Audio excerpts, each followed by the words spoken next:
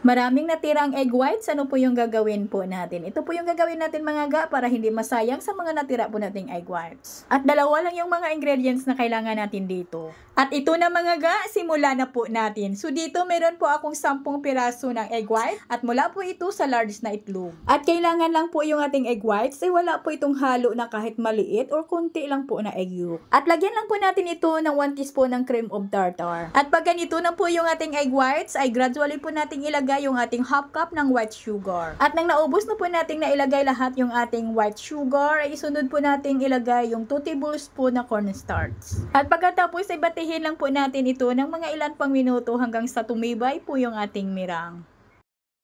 At bago pala natin batihin yung ating egg whites, ay ito pala mga ga, yung unahin po talaga nating i-prepare para ay dire-diretso na po. Mga maliliit lang po talaga yung gagawin po natin ngayon na braso de Mercedes cup at lagyan ko lang po ito ng kunti lang po ng mantika bago ko po ito lagyan ng cupcake liner na 1 ounce. At gumamit lang po ako dito ng maliit lang po ng icing tips kasi ay maliit lang po talaga yung ating cupcake liner. 1 ounce lang po itong ating cupcake liner. Kailangan po talaga na naka-prepare na po yung mga hulmahan po natin dito bago po tayo magbati ng ating egg white. Kailangan ay mabilisan po yung kilos po natin dito para hindi mag-watery or hindi magtutubig yung ating egg whites. At pagkatapos ay pwede po natin or isa lang po talaga na natin ito agad. At sa puntong ito dapat ay nakapainit na po tayo ng ating oven. At yung natira natin na mirang ay dito po natin ilagay yan sa 12 by 16 by 1 yung sizes ng tray natin na ito at nilagyan ko lang po ito ng non-stick parchment paper. At pag naluto ito, hindi na po ito gaanong kakapal ha kasi ay natira lang naman ito ng ating mirang sa ginawa po nating cup. Dapat pag ganitong mga sizes yung paglalagyan natin ay 10 piraso po na egg whites yung kailangan natin. Kaso ay nagkuha po tayo ng ginawa po nating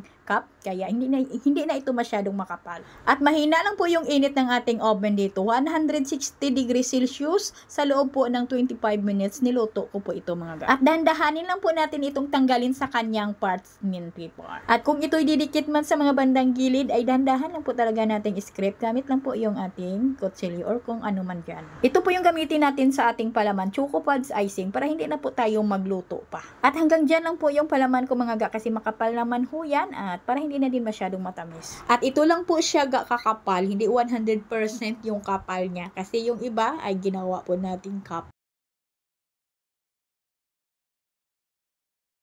At ito namang nasa cupcake liner po natin ay niluto ko po ito sa 160 degrees Celsius.